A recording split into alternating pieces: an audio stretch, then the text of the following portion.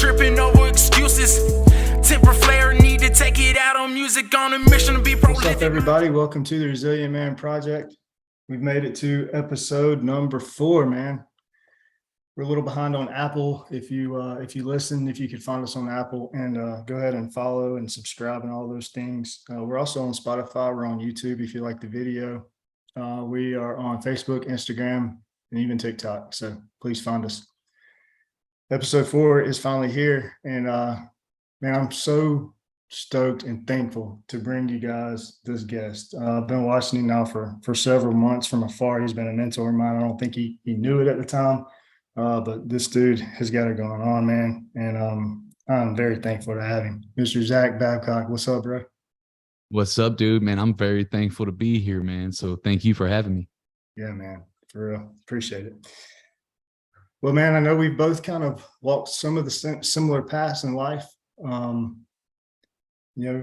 which falls right along the lines of resilience and the Resilient Man Project. So if you don't mind, just kind of give the audience a brief description of your story and kind of how you got to this point. Man, so like I said, man, I'm excited to be here on the Resilient Man Project. Dude, when you talk about resilience and building that, dude, I could relate, real quick story. We can unpack more if you want to get more into the details. I'll just give you a 30-foot view of it. Grew up in psych wards, detention centers, group homes, rehabs, and all that shit throughout my entire youth, starting at age 9 all the way to 17. And then by the time I hit 17, I graduated to the adult system and did over 5 years in prison there. A lot of crazy shit happened all throughout my life, throughout that whole entire process. Overcame, became resilient, learned through it, got traumatized like a motherfucker throughout the process, healing that shit up, becoming even stronger and more resilient through the process. What changed for me, man, was when I went back to prison 20 days before my twin sons were born. That hurt so fucking much at such a core level that it got me to shift my paradigm and whole outlook on life and decided to move in a completely different direction in life. Since then, it wasn't easy. Took about a good solid 3.5 years just to get any traction. Another 4 years total to start actually making money in the business. Became an entrepreneur. I help people launch podcasts. I help people build dominant brands with podcasts. I helped nearly 300 people specifically working with them now and counting. And been able to get my family in our 3-acre dream home in 6.5 years after getting out of prison. So to say that I'm grateful is an understatement. Wake up every day like, dude, truly fucking blessed and super resilient, because there was times where it wasn't looking good. And I know you can relate to that, man. Yeah, bro, I sure can, man. Hearing your story, I can just, in my mind, I can see it, you have the same, kind of things that I had happening in my youth. And then you go to prison and you're out and you really have like no skills really. Then you're a felon and all these things. And you just freaking made it happen, bro. Like just grinded it, right? Just didn't take no for an answer and made it happen. And that's what I'm all about. And I think that's why we kind of connect on a good level, man. It's really freaking awesome. Hell yeah, man. Appreciate you, my dude. For real. Yeah, for sure. But so that big life changing event of can you talk us through having to go through dealing with your twins being born while you're away? Can you kind of dive into that a little bit and talk about that? Yeah, I mean, I know you can relate. I'm pretty sure there's if you're tuning in, that you can relate in some way or shape or form or another. Maybe you didn't go to prison or whatever, but you probably had to battle through some really dark shit and really tough shit. But man, I look at it like this, man. I got locked up 20 days before my twin sons were born. I found out the next day because I woke up from a blackout drunk because I got arrested at a bar and went back on a parole violation because I had a DWI. And, I knew that they were going to send me either back for a 6-month setback, or I had a year and a half left on my parole at the time. So I was like, all right, I'm in here for 6 months, so a year and a half. I'm missing out on that at my kid's birth. Like that shit stung so bad. And I sat there, and whenever you go to prison, if you're going back to prison, it's a lot faster to getting through county jail because you don't have to wait to go to court to get sentenced and then wait, more to get shipped. You just get shipped right back. You're in county jail for like a week or two, and then you're back in there. And so how that process looks like, I go to Bonne Terre, and which is a diagnostic center, and dude, it's 23-hour lockdown in that bitch. And so I'm sitting there and my kids are born 2 weeks after I get there. And then I'm sitting there for a month and a half waiting on pictures to get in to just to even know what my kids look like. You know what I'm saying? So I would sit there in my cell almost damn near 24 hours a day, 23 hours a day. Sometimes I'd have a celly, sometimes I didn't, and just try to imagine if my kids even looked like me. So yeah, so I bet you can imagine, like how like painful and like fucking almost crazy to drive you up a wall just thinking about that. And so what that did though is made me resilient as fuck. And I can literally sit through some shitty shit, all the suck, until I learn how to get good at something and finally make it happen. Like it's a blessing, man, that I actually went through shit like that. But yeah, man. Man, I can. That's some powerful stuff, man. Nothing to do but go internal, right? That's all you can do, and that's kind of it sucked to be there, but in hindsight, kind of a beautiful thing, right? Just nothing but time, right? Do nothing but work on yourself, dig deep as you possibly can dig. I think that's kind of a lot of the same things that I did when I was locked up. I didn't have the catalyst of something like that happening, but just to be sober finally after years, and to wake up from that haze and to think clearly for 32 months about that I was not going to be back here. Yeah, man, it's wild. Yeah. So now your main thing is entrepreneurial and podcasting. Alpha, I'm a member of your podcasting community. I knew I wanted to do something with my story. I didn't exactly know what. I thought I wanted to kind of be a public speaker at first, but I'm a lifelong introvert. And then on top of all the traumatic crap, definitely did some things in my social skills. So I think podcasting was just kind of like a natural fit. And man, when I found you, I'm not saying this because you're right here in front of me, but out of every podcast that I listened to, I got more like information from yours than just about anyone else, man. I took so many little habits from your podcast over. And I just want to tell you, man, like you put out some solid information, and that's what it's all about, man. Help people grow. Dude, I appreciate that, man. That means a lot coming from you too, man. For real. Sure. I've been all the way back, listened to your first couple episodes. I was like trying to get some pointers from my first couple episodes. So I've been all the way back through them, man. It's I've heard the stories and about your first guest being the Andy Frisella's. Yeah, dude. Well, you mentioned right when we first started talking about that about how like you dealt with like being a lifelonger introvert and that when you want to get started in this, like you want to do like public speaking and whatnot. And like, did I relate to that? Like when I wanted to start, like, so I came home from prison and I got the idea. This is funny. Is it cool if I share a story? It's a little. Sure. All right. So I'm in prison. I go back and then miss out on my twin son's birth, and then close to getting home. This whole time in there, I'm thinking like, man, I just got fired from Buckle right before I got locked up, and that's what put me in this little tailspin. All right, I'm gonna rewind it. Fuck it. I'm gonna try and fly through it quick because I don't like to talk a whole long period of time. But dude, yeah, I'm going down a bunch of tangents, but real quick. Right, man. I know this is only 4 episodes in, but have you had anybody on yet that just like you ask them a question, they start talking for 20 minutes? Not really.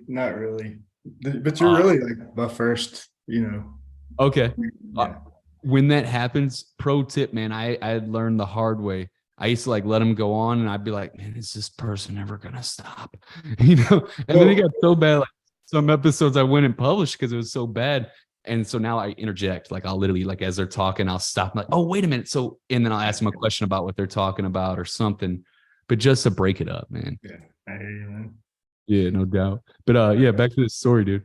So, all right, I went back to prison, dude. I was doing good. I was working at a bar and grill as a cook. I was doing good. I was out of trouble for a long time, things were cool. And then I got a job at this clothing store that I was really excited about because I was like, fuck, this is a nice job. And I'm back in sales, shit that I love doing. Plus it's at this store that I already buy clothes from. And the reason why I got there, because I was shopping there or whatever. So I was like, yeah. And so I got in there, crushed it, sold 3,000. This was my third day on the job, sold 3,000 for that whole day in a 6-hour shift. The whole operation that entire day did a little bit over 9,000. So I was literally 1/3 of the whole operation on a 6-hour shift. They gave me a promotion, moved me up into management. Boom, that set off red flags in the HR department. Convicted felon. Hey, Mr. Babcock, you're a convicted felon. You got to go. So now they just, got rid of their best salesman because I was a convicted felon, whatever. Well, that sent me down a tailspin, and I chose to let that to feel sorry about that for myself. Like, oh, I'm never going to overcome this and give up and just not keep on fighting. Right. And so became an alcoholic, and that's why I went back to prison. So that was like a negative limiting belief that I had, like, oh, I'll never be able to advance because my past is always going to come back to haunt me, which is bullshit. Well, fast forward, now back in prison after that tailspin. And I was like, man, I know I'm going to have to do something here. Like, I'm not going to get a good job, and I don't want a good job. I've always hated jobs my whole entire life, and I've always, I've been good at sales and creating my own opportunities and stuff like that. So I was like, I'm going to start my own business. Long story short, towards the end there in August, the Michael Brown situation happened in Ferguson, Missouri. I'm from Ferguson, Missouri. It's where I live. Well, I don't live there no more, but that's where I was living at the time in my whole entire life. And so I get out the hole. I was in the hole for some for stupid shit. Not even, it's crazy. I won't even get in that story, but because I was literally on my best behavior when I went back that second time. But anyways, I was like, man, I'm gonna create these wristbands and these shirts that say "I Heart Ferguson" on them and go door to door selling that. And that's a hell of a business model, by the way. not really, but that was the plan, though, bro. Coming out. And, ended up not doing that and started off in network marketing. And that's a whole nother crazy story. But yeah, it was wild, man. Yeah, but dude, just the imagination, the innovation, the balls to take the risk, man, that's what it's all about, dude, in my opinion. Amen. Yeah. It is. It really is, man. I think it's what separates a lot of the high level people that win is, like, I'm not saying go out and make some stupid bets and put yourself in a bad position, right? Just to do it, but making calculated risk and going all in on them. And sometimes you got to risk it to get to that next level. I've had to do that plenty of times. And those are always the times where I made the biggest growth. Yeah. Put your back against the wall, man. Have no choice, right? Make it happen. Yeah. Got to. Yeah. There's it's either this is going to happen or we're going to die. That's it. Almost like that. When you want it, so what is it? When you want it more than you want to breathe, Yeah. that's when you want it. Yeah. That's when you'll make it happen. That's when you'll make it happen no matter what. Amen. So you want to let's get into the podcast and stuff a little bit, man. Cause that's what drew me to you. And I know that's your main thing right now is the podcast and stuff, right? Oh yeah. Your main thing? Yeah. I know you got several other things coming down the pipe, so I didn't know, where you were on everything, but fill us in on the podcasting, your different options and everything you got going on there. Yeah. And this is just, a good learning experience that I just went through recently. And somebody that's not just starting out, but a little bit more established, right? And they get their business. A lot of business owners do it, and I did it too. All right, I just did it recently, and I learned from it. But you get to you have your thing, right? I had the podcast thing. That's what I never wanted to be known. I used to fight this, and now I embrace it 1,000%. But I was like, man, I'm more than just a podcast guy. I can help people out way more than just showing them how to build a dominant brand with a podcast. I know a lot of shit about marketing and psychology and overcoming it, all this shit, building a business, whatever. Well, anyways, long story short.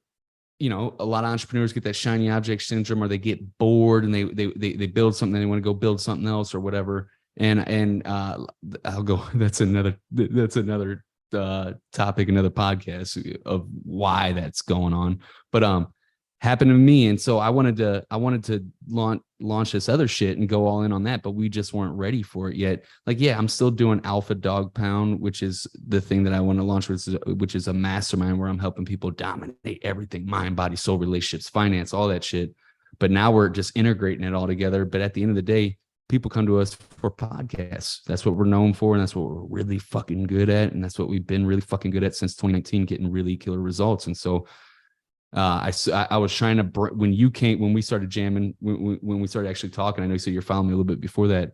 I was in the midst of like trying to go all in on the Alpha Underdog, that brand, but Podcast Powertrain is our deal. And I'm like, okay, that's the front thing. That's what I'm gonna push. And I can still build these other things, right, until they become the thing. But Podcast Powertrain is the thing. So yeah, So I know I went off the topic there. No, come on. What is Podcast Powertrain exactly? Yeah, man. And so Podcast Powertrain's company launched back in 2019. And it's helping entrepreneurs, alpha entrepreneurs, build dominant brands with podcasts. We launched over 200. We got 278 launched. We got 282 in the pike coming up in the next couple of weeks. We're racing to get 300 towards the end of the year. But it's awesome, man. It's like, for me, podcasting is a platform that helped me break through. Before podcasting, dude, I tried to collaborate with so many like different entrepreneurs, and I felt like people were just laughing at me a lot of times, or not taking me seriously, or not responding and not wanting to collaborate with me because I didn't have a brand yet, because I wasn't known at all, and because I didn't have any skills or any value really to give to the marketplace at that time. And so I was trying all these things and whatnot and couldn't get in there, and opportunities were very scarce. And so I finally launched the podcast. Didn't even want to launch a podcast. I had been doing YouTube the 2 years prior to that. I was like, man, I like video way better, and like podcasts, who wants to sit and listen to the podcast? This audio, that's boring. Like, that was my thought process and all that stuff. But I did it, and I launched it and got it ranked on day 3 on Apple by just getting a bunch of written reviews in a short period of time. We can go into more detail, the specific tactics if you want to on that. But got it ranked on day 3. And then the next week I had Billie Jean as marketing on the show. So literally in 1 week, I went from nobody giving me, nobody really paying attention to me at all, to having a very influential dude on my podcast that everybody in my marketplace already knows, likes, and trusts and looks up to.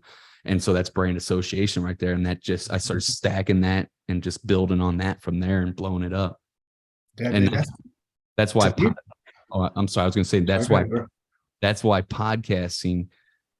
That's why I'm so passionate about helping other people with podcasts, getting their message out there, man. It'll change your fucking life. You start, even business owners that got the business that's killing it, you start building an actual brand through podcasting or whatever platform you do, it opens up so much more. It does, man. And I look at it like more than even podcasting, like you're giving people, you're helping to give people a voice. Like you help to give me a voice, so that I can help other people. Like it's a big deal. It's more than podcasting. I think, I think podcasting is kind of the vehicle, right? But it's the information, right? It's the real world, real raw, regular people information, and that's what the world needs, man. I think the world's kind of over all this crap. Like they're ready, it's time to get back to the raw, to the real, to who we are. Amen, dude. I'm so glad to hear that from you, because that's literally the mission statement is that right there, helping real alpha entrepreneurs get their message out to the world. Man, you're helping people find their voice. It's a very, big thing to do in life, I think, for sure. You're doing it, man. Hell yeah. All right. You got the podcast of the way. Now I want to get to the stuff that I'm super interested in, and I've been listening and following along with you as you I guess you're maybe a year or so into your inner work stuff. Could you kind of get into some of that a little bit, man? This stuff right here, if you've been through trauma, if you've had these negative life experiences, if you've been through things, especially in your youth, man, listen to what this man has to say right here in these next few minutes. Man, I appreciate that, man. So yeah, I just started doing that, doing that inner work. And a lot of people look at that and like, some people are like, they're like, man, and they start running from it. Cause at the end of the day, they're really just scared to face their own shit and they're not ready yet.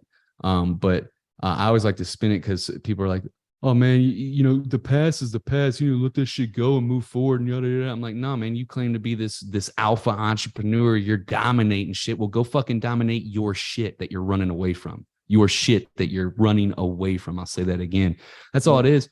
That you're running away from it because it's too painful. Those emotions are too fucking painful that your ego literally suppresses this shit and stuffs it beneath the surface that you're not aware of it. A lot of shit, you have these memories that you're not even aware of that will come up. I don't know. You know what I'm saying? So for me, I had a lot of that shit, obviously.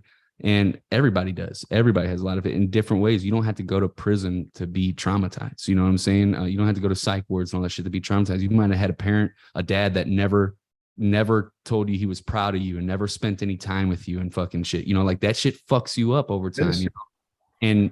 And until you go now, my ego and my dark side and all that shit that I embrace, all these different parts of me, these sub personalities that I embrace and stuff that we all have, that got me. Yeah. That constantly living in a fight or flight response, literally my central nervous system in a constant fight or flight response, thinking like, oh shit, I got to be on alert and I got to be on alert. Where I am now. Yeah. Yeah. Like I lived like that for decades, bro. And that shit wreaks havoc on your health. When your central nervous system is in a constant fight or flight response, you're never calmed down. Like it's good to be in a fight or flight response when you need it. But if you're just chilling and walking through a store and there's no threat and you're cool, but you're freaked the fuck out because there's a lot of people around, or you're just driving over processing. Like, yeah, I get it. Dude, you ever like, dude, I drive through, for me, and it's different shit for a lot of people, but for me, when I'm driving up to Walmart, because we go to Walmart, not all the time, but we go to Walmart with the kids or whatever.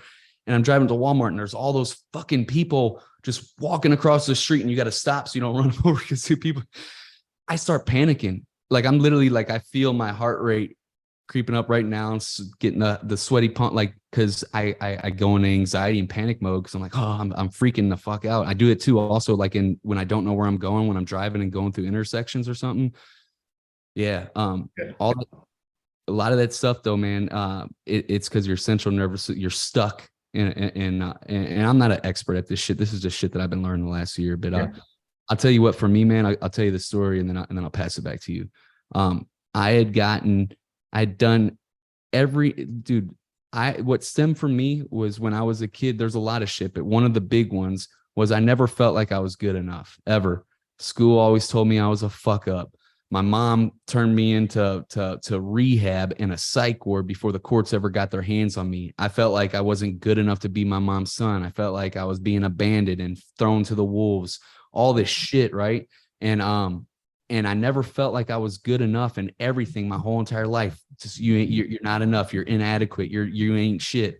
And so that led to me like building this ego to survive and suppress all those shit and be an overachiever, right? A super obsessed, driven motherfucker, overachiever. Like I'm going to show you, right? Yeah, I'm a grind to do the work, figure it out. And that's this dude, you're describing me right now. It's crazy. Yeah. Yeah. Bro, and that's exactly what I did. And then guess what, man? I got out of prison, took fucking years, but like I said, you build the resilience, you'll sit through any type of suck and figure it out and do the work, right? Did the work. I did everything that they said I would never do, and it still wasn't enough. Dude, I literally at the end of 2020 moved the family out of North County, moved into Wentzville. We finally got a big enough house where Lindley can have her own room instead of having her nursery in her closet at the old house. A month after that, held my first mastermind at Pensacola, Florida, and had 10 entrepreneurs fly from all over the U.S. to come join it. And literally did everything they said I'd never do. And I'm sitting there and I wasn't happy. I wasn't fucking happy. I was sitting there. I was like, this isn't enough. It's never going to be enough. I'm just moving the goalposts every time, but it's never enough. Every single time I get this big win, I'm like on top of the world for all but 20 seconds. And then I'm like, what's next? That shit was never going to stop, bro. And so that's why I started to go inward and start working on some shit. And man, it's a hell of a process. And it's the hardest work I've ever done, but I'm becoming the most strongest, most elite alpha version of me that I've ever been by doing that. Dude, you're getting me chills right there. That you just described me in like three different, in that few minutes, you described me in three different kind of areas.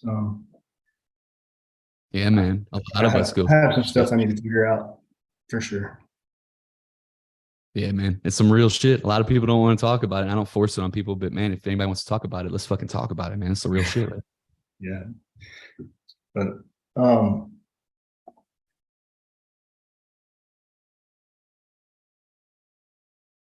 well,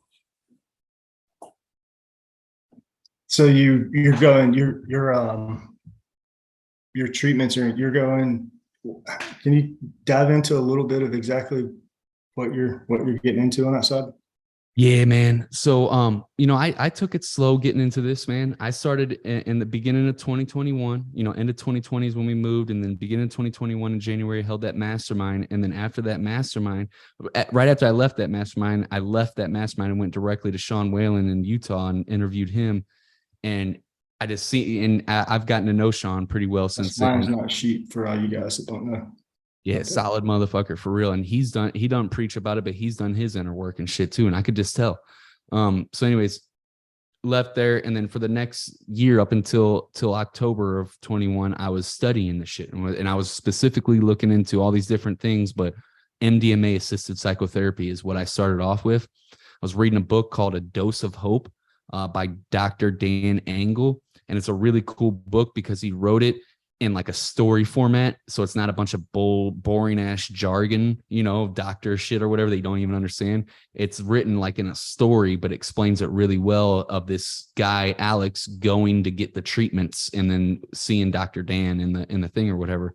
But it gives you a really good understanding of what's going on, how this treatment works, why it's so impactful. And there's a 70% clinical trials of people with severe PTSD being fully cured. 70% of people in the clinical trials being fully cured through the shit by doing the MDMA assisted psychotherapy. It's fucking bomb. And so I've been doing that. I've been doing EMDR therapy. I'm looking into neurofeedback as well. We could talk about any one of those. Those are some things that I'm really looking into that I'm getting ready to start as well. But I started the EMDR recently and been doing the MDMA for a little bit over a year. Can you walk us through an MDMA session, just like vaguely? Just what's that look like? Yeah. All right. So I'll walk it through my own experience. Just bust that down. Then we can also talk about like different things that you could do every day that help you fucking regulate your emotion. Yeah. Build resilience. Fucking regulate your emotions. Fucking calm yourself the fuck down. So you can, all this shit. Yes, sir. But yeah, man, the MDMA. So if you do it the right way, I mean, there's no like right way or wrong way, but like if you do it in an intentional way for healing, you're probably going to have like a guide, someone there that's going to sit with you. And so I go and I have the guide, someone I know and trust, and that's what I was about. Yeah, it's done this work themselves. They give you the pills, the MDMA and the pill, and then you take that and you put the blindfolds on. And so what that does, and it takes about 30 minutes to 45 minutes or so for the medicine to actually kick in. And what that does is there's a blindfold on, so it forces you to go in. There's no distractions. You're not looking at anything. You're just like literally going in. And what it does is it literally brings up all the stuff that you suppressed and a lot of stuff that you've forgotten about, all about because your ego has literally stuffed it beneath your conscious in order to survive and not have to deal with it. And it's doing it because it's running from that. But it's the thing is that you got to go back and build this relationship with your ego is what I did. And my inner child, all this shit to let them know that, hey, that was in the past event. It's not still happening right now. We don't need to be freaked the fuck out and it's okay. Let's get it out and release it. So anyways, it comes up. And when I was doing it, man, my jaw was trembling and chomping so fucking much. It's called somatic release is what it's called. It's literally the trauma leaving your fucking body. All that tense and shit that's been stored up in your fucking belly, all these literally stored in your belly decades or however long it's been in there since the trauma happened and shit. And it feels so fucking good getting that shit out, bro. Like I literally, look, dude, the release that you feel from it. I tried every fucking thing from doing drugs, hardcore, overdosing on heroin and smoking crack, robbing crack dealers, those types of thrills to try and to feel something, to also drowning myself off through the drugs to numb myself out, to having this ultra success as a business owner and all this shit. None of it was a release ever until I did the MDMA and was able to release those emotions, those feelings that have been bottled up from those memories. Dude, like I'm telling you some real shit. It's so crazy too. Like anytime anything happens in my life that is causes any sort of tension or anything, the first place it affects is my stomach. Some people have it in their chest. Yours is your stomach. Some people get it in their hips a lot. But yeah. Dude, it's wild. Man, that is so wild. You ever wake up too, like in the morning and your stomach's just like like feels like it's burning or something. Like Yes, all the time. yeah, dude. Yeah. All the time. I assume that was just like some acid reflux or something. I mean, part of it's probably from the diet and shit too, but trauma has a big effect on that shit as well. For sure. You were talking about your daily, your morning routine, your daily habits, things like that. Is that what you're getting at earlier? Yeah. What's your morning routine look like? Bro, it's I know y'all can't see it. I won't even pull it up. I was getting ready to pull up my phone and show you this little app that I got. It's called Habit. Yeah, I heard you talking about that on two podcasts ago. It's awesome, dude. It's a free app, and you can make as many habits as you want, and you can color code them. So like different. So I got 5 different categories. I got mind, body, soul, relationships, finance, and I got each one color coded. And I got like 30 something different hats. So anyways, I'm not going to go on that, but my morning routine. Yeah. I also want to say, man, I'm a big proponent of a bedtime routine too. I don't hear a lot of people talking about that, but I prime myself for bed every single night with hitting that massage. Start there if you want to start there. Yeah. All right. Yeah. All right. So like at night, dude, what I like to do and stuff that helps me with my body and stuff, man, I do yoga with my family, dude. Yoga, mindfulness practices and movement with the body and stuff. It helps you get in tune with parts of your body that were shut off from, and feeling those bodily sensations. Like if you sit there and just shake yourself really fast or whatever for like 10, 15 seconds and stop, you'll feel like your fingertips tingling and stuff. Like just being noticing that, because a lot of times we get out of our body, especially men. We get out of our bodies a lot. It's been helping me with that. So I do the yoga with the kids. I like to do soaks, magnesium soaks in the bath. And this shit literally, I got an episode on my podcast with Kristen Bone. Yeah. Dude, yeah. I got a story for that when you're done. It comes, dude, it feels amazing. Let's hear it. Let's go to your story, dude. Yeah, dude. So the guy that, I'm not sure if it was Chris, but what's the name of the magnesium soak, and then he talked about the sprouts and the microgreens, and there's like a whole episode about it. Man, I took like 4 things off of that episode. I have a thing growing sprouts in my kitchen right now. I have like a bottle of magnesium. Like there's like 4 things that guy said that I have incorporated into my life from that episode. But the magnesium soak. So my wife apparently is like kind of allergic to it or something. So she did it allergic to it. Not really like allergic, but like it was pretty funny because she soaked with me and then couldn't go to sleep that night because she couldn't stop itching. So we kind of did some research and found that like 1 in, I don't know, 50 people or something have a magnesium. But it was pretty funny, her walking around cussing me out because she was itching all night because I talked her into doing it. Hey, so she couldn't go to sleep, and you probably get the best. I was out, bro. Yeah, the only thing I didn't try off that episode that I was going to, my buddy did, was the grounding sheets. I got those. They're pretty legit. I know it sounds crazy, but they're legit. Okay. So you know why I say they're legit? Like, there's no like factual, like I can't. But the best way I can prove it. So I got a Whoop band. It tracks bunch of different stuff like your HRV and a whole bunch of different shit in your sleep and your REM and a lot of different shit. And so when I tracked my recovery and my sleep and kept on, and when I use the pads, basically what it is, man, is there is a electric charge that comes off the earth. This is science, right? I'm not I'm not just blowing some woo-woo shit. I'm not a fucking, I believe in factual shit too, right? But there's a legit electrical charge that comes off the earth. And if you don't have rubber shoes on that blocks the electrical charge, I don't know if it's like a negative or positive, and then we're like the opposite or whatever, but it literally heals the inflammation in your body. It takes the inflammation out of your body and heals your central nervous system and all this shit just by walking around on fucking ground. Like, it's crazy. But hey, who would have thought that all this natural shit would have been like good for us, right? Or like you could cure yourself by breathing. Imagine yeah, dude, it's wild.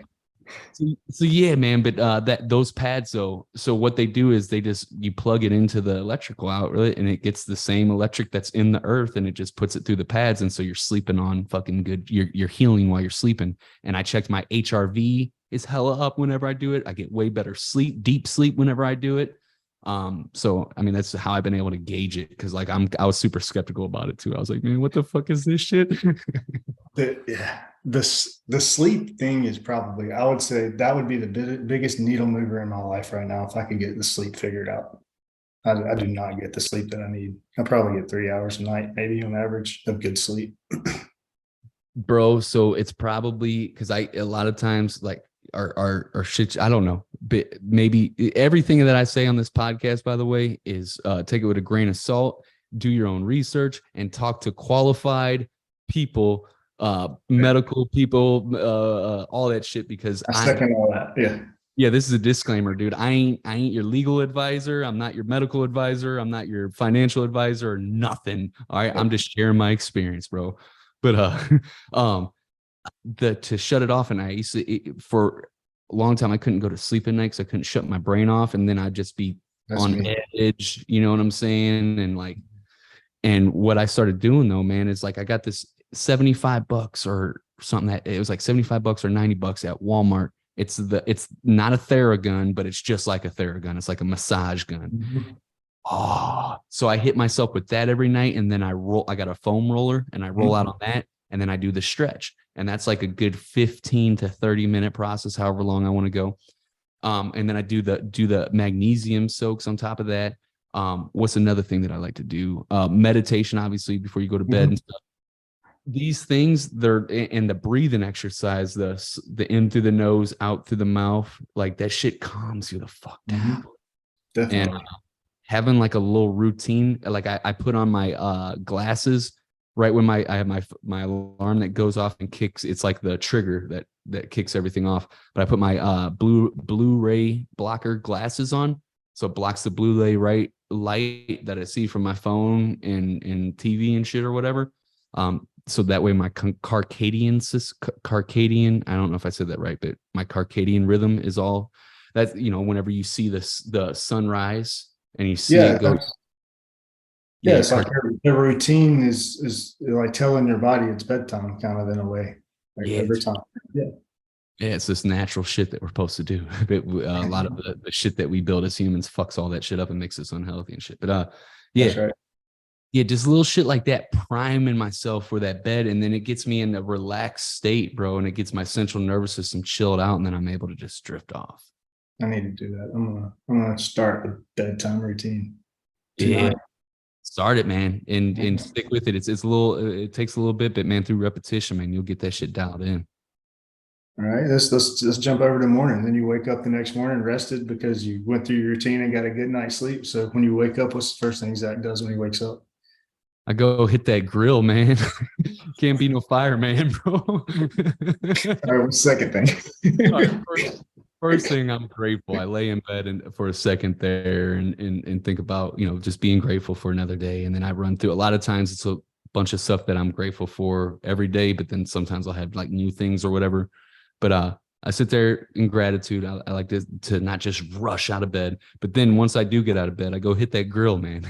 I like to brush, floss, and then do my skincare routine. And the reason why I do the skincare right there is because it was so hard for me to get the skincare routine started, because it was just something I never did before. And I was like, well, if I just do it every time that I get done brushing my teeth and I just habit stack to it. Yeah, then it'll become routine. And so now it's routine. I do it every time after I brush my teeth. But I get that off of your podcast too, about attaching stuff to stuff, because on the episode, whichever one, it was about flossing in the shower. They're like, you don't floss, attach flossing to taking a shower. And I started doing it, and it freaking works. Yeah, dude, I didn't make that shit up, but I was probably talking about it. Every year, every January, I reread the book Atomic Habits, and that's where I got that from. And that book helped me quit smoking cigarettes. Dude, it's super legit.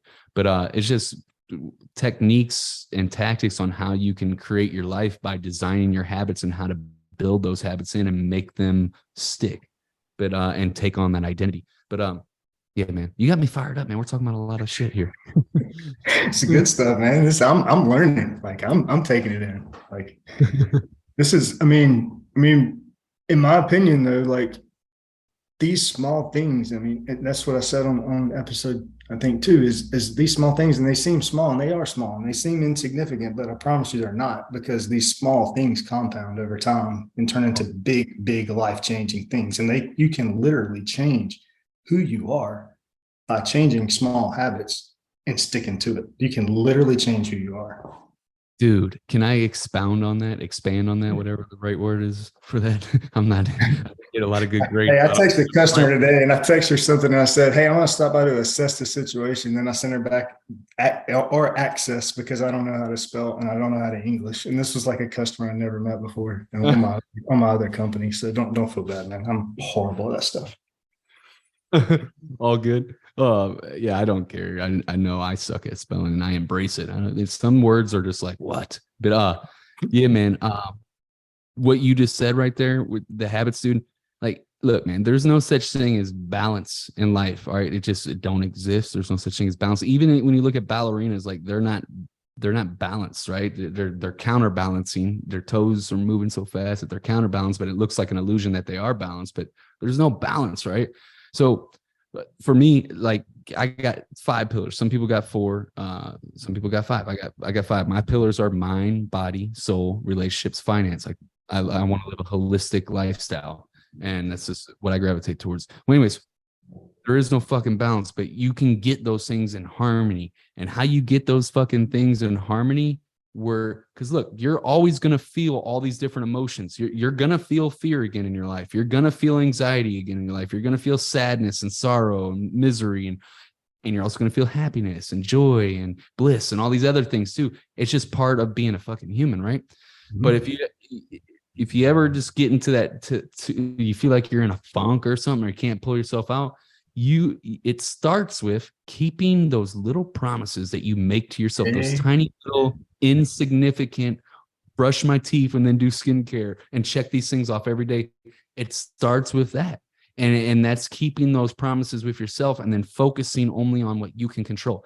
Keep the promises you make to yourself, those small little promises you make to yourself, and focus only on what you can control. And that's how you get into a flow in life. Yeah, it's key to life. Amen. Yeah. Bro, I know probably got some stuff coming up behind me and probably pushing our time. But is there anything else that you wanted to kind of get into, or? Nah, man, I appreciate you having me on the show. Appreciate you, dude. Like, this is a really dope podcast that you're building here from ground up. I'm glad that I'm one of the first guys on here, if not the first, which is really fucking awesome. And I can't wait to see what you grow and build it to from here, and all the people that you help. Because building resilience is really fucking important, especially for men in this day and age where there's a lot of weak men out there. We need to build out stronger men. So I'm all for it, man. Yeah, bro. I just want them to know, like, no matter where you are right now, no matter where you've been, like I know it might seem impossible, but I promise you it's not. Promise. But I appreciate you coming on, Zach. Right on, man. Appreciate you. If you guys ever want to check out anything I got going on, just go to underdogempowerment.com. I got all my shit right there, all my social media, the podcast, Underdog Empowerment, and everything that we do, all right there on underdogempowerment.com. Yeah, man, if you want to start a podcast, there is no other place to go. So appreciate you, man. Thank you, brother. All right, man. Later. Peace. Peace.